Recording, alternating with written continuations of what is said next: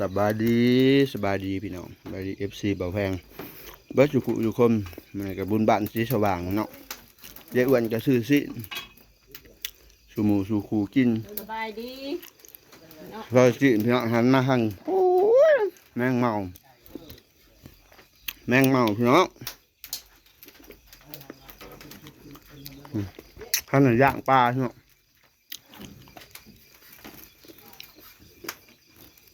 มืออื่นเลยตีสามลู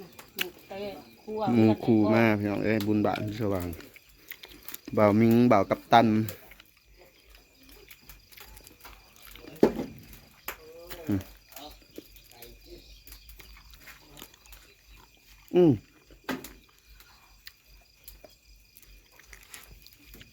เดี๋ยวบ่าวแพงคิดพาไปเบิ่งบุญพี่น้องย่างปลาอยู่น้องตึกกลางคืนเลยมาเบิ่งท่านนี่พี่น้องยายอ้วนกับซอยสิท่านนี่เผาปลากินอยู่ขางน้องบ่าวมิงมาเยี่ยมยามหน้าบ่าวแพงนี่แมนทีมงานไทยเพื่อยทีมงานน้องโอมพี่น้องในเมาเขาปะเบิ่งปลาเผาพี่น้องว่าเพิ่นนั้นสบายดีพี่น้องโอ้ปองเจอกับตันเผาได้กินรถซุกแหน่ซุกแหน่แบบสำลาเลยโอ้กินเลยเงียบเลยง่ายเนาะเป็นหัวมันซุกมันซุกฮักเบิ่งยังอีกได้ยังการกินพี่น้องโอเคบ่กินทั้งปลากินทั้งสินมื้อนี้ยายอ้วนซอยสินมื้ออื่นน่ะบุญบ้านในแพงพี่น้องครับเพิ่นพาเปิดงานตั้งแต่มื้อนี้พาเปิดเลยพี่น้องมื้อน่ะบ่มามื้อบ่มาแล้วหมอลำเลืองเด้เปิดมื้อนี้พูนเขารถแห่มื้ออื่นนะมีรถแห่บ่กัปตันรถแห่วันนี้บ่แพงบ่ฮู้เด้นี่เห็นได้นะครับเห็นได้เพจเขาเขียนมาเซ็นจักมื้อนั่งเฮือนปลาแหล่เขารถกายมาไปเฮ้ยนี่พี่น้องอีเมากันหลายเลยใครแน่เปิดไพ่เลาะมันทางน่ะเดี๋ยวมีไพ่ไหนก็เป็นเนาะคือเก่าแม่เปิดทางดินลงกองไผ่อยู่เที่ยงน่ะบึนอยู่โอ้ยสุราซิวมาซอยสี่ทางน่ะปล่อยลงนี่เนาะเฮ้ยปลาเนี่ยนี่นั่นหวานปลาใหญ่เอาไปใส่ของแบะเก้าหยิบไว้ใหม่นะเอางานพาน้องๆนุ่งๆมากินสิกินปลานำนี่บ่าวทำแหละโซ่ซีมือคือเก่าพี่น้องมานอยู่คู่เถื่อปลาลายปลาดุกมึงเอาไว้เลยเฮ้ยมันแต่ปลาน้องได้เอาไว้ในคุ้มมันเด้อีไผ่ผัดไปเปิดเอามึงเอาปลาใส่ของมันกูกะปิดได้บ่ได้ปิดไว้แล้วใส่ของย่างอยู่บนหันยังเราบ่ได้พี่น้องกวนเจ้าตุ๊กกี้ตาแบะเอาลูกบาดเดียวเมื่อสัก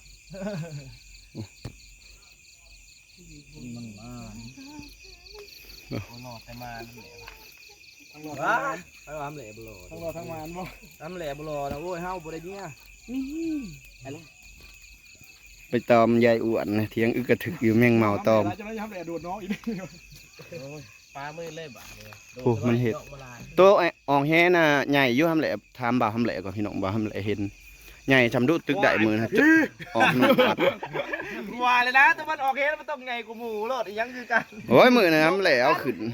นกคือกันขยิงหมดถือกระปุยใหญ่เอาใหญ่คือใหญ่ไอ้ปลากันใหญ่กับตัวมันไปแบบเสือกันน้ำบกเสือรถเอาตัวได้นี่ปุ้ยปุ้ยใหญ่มันได้วะตัวรอดมันยิงถึงมันเห็นเลยต้องการเห็นกันน้ำบกไปเลยเดี๋ยวได้บ่เห็นอยู่โอ้ยสีแหกบก่อนสิขึ้นไว้นี่พี่น้องไว้ให้น้องแต่กินน้ำเพราะว่าน้องแต่งยังบริกินมีแต่ทีมงานนี่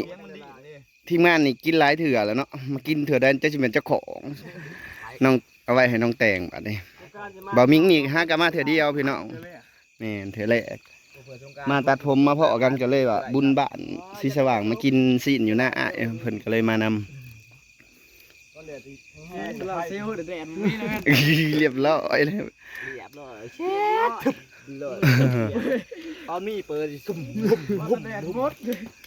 โอ้หอนๆเนี่ยไปหาเงี้ยกับปอมบัดเดียวจอดโอเคมา5,000แล้วเนาะเพื่อนดีมาที่5,000ไปพูดดีไปดีเพื่อนป้าไปแค่ไหนมาซื้อไล่คืออะไรมึงก็มา5,000กูได้บ่ เรื่องอะไรเราจะยาดอกจะเอาลงมาอยาโม่ พี่น้องไป น้ำไปทางห้านตัวทางลูกหาน้ำนะคือกลัวเลย เฮ้ยทัด แผ่นสีดำอย่างเพิ่มซับแผ่นสีดำไหนคือกลัว เฮ้ยถือติ๊บขาวขึ้นเทียงผม แห้งคือกันแหละเรื่องของของร้านเขา ไปกินข้าวผู้แล้ว เอาเลยนะ แม่ใส่สิ ค้างไว้ ใส่ของนะเฮ้ย ใส่ของแต่ว่าจังหวัดตะเลียป่าในคุมช่องโตจังหวัดตะเลีย ในของบ่มีติเฮ้ย นี่มันใส่ของเลย มันจะของ เอาไป2ตัวพ่อไปขี่กัน ไปเนาะ ตรงกลางกูยันสำแค่มันมันบุกกู มึงสิเลี้ยงบ่ ตั้งไว้อาหารจะกิน โอ้หมอสิเพาะแม่พันธุ์ ลืมผัดว่าตัวบักใหญ่อยู่แล้ว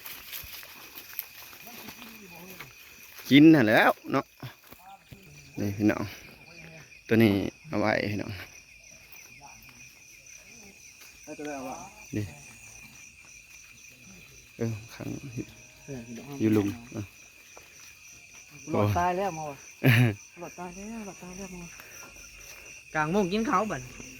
กลางมุงกินข้าวขึ้นเที่ยงบ่แพงกันเนาะข้าวสันบ่บ่มีแล้วขึ้นไปนั่งแล้วนะแหละเปียก เปียกแห้งเลยกู นี่เผื่อเห็ดแล้วนี่นั่งขาว ใส่เปลือกพาแป๊บเดียวนะ มีส่งค้าสันอยู่แม่ส่งค้าสันห้าบ่ยังมาแม่อู้อยู่เที่ยงแห่งกระนักพี่น้องโอ้มีส่งค้าสันอยู่แม่ ไม่ถ้าสั่งถ้าจะที่นี่ บ่มี ใส่แล้วน้ำแล้วก็ต้องเปียกขึ้นเพื่ออะไรสิปักอยู่ตรงไหนป้าสิบให้ เฮาไพ่นะเฮาไอ้กงมาลูกดิกมานี่ม้าตัวนี้คือตาแดง มันตีลายวะ เดี๋ยวพี่น้อง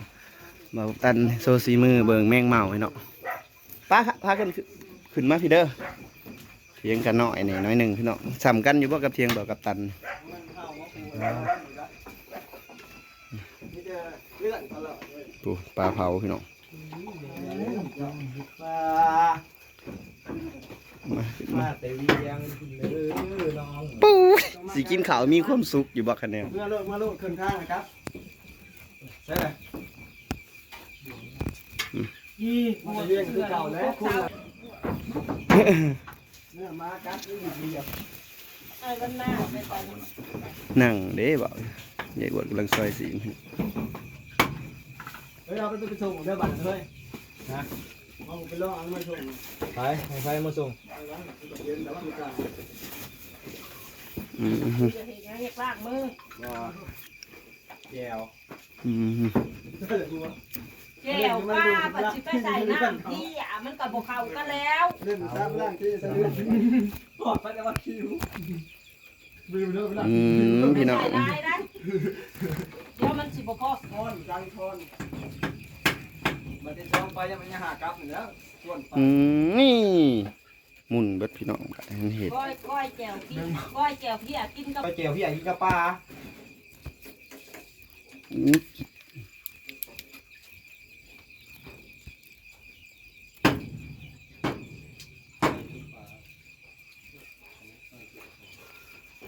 ไอ้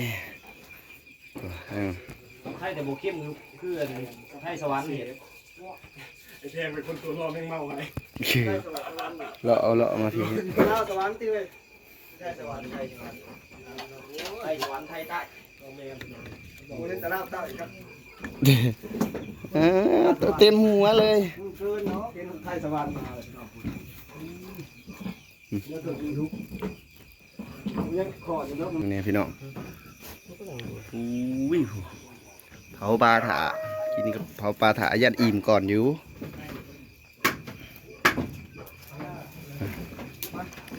ไปสิเอ้า